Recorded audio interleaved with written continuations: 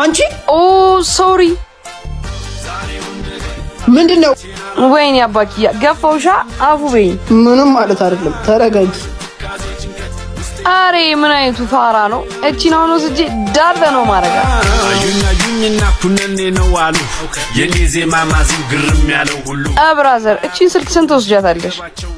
ለያታ ቆይ መጀመሪያ እንዴ አንቺ ነሽ ስልኬን የሰረቅሽ? ኧረ አባ በእናትህ እናቴን ማሳከምበት ብር ስላጣውኩ ነው። እና ቢሆንስ ሴት ሆነሽ ትሰርቂያለሽ? አማራጭ የለኝማ። ችግር የለውም በቃ ለእናትሽ ማሳከሚያ እኔ እሰጥሻለሁ።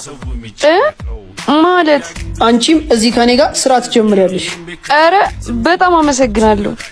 ደሞ ዝረፊኛለሽ። በእኔ አሁን ወደ ስራ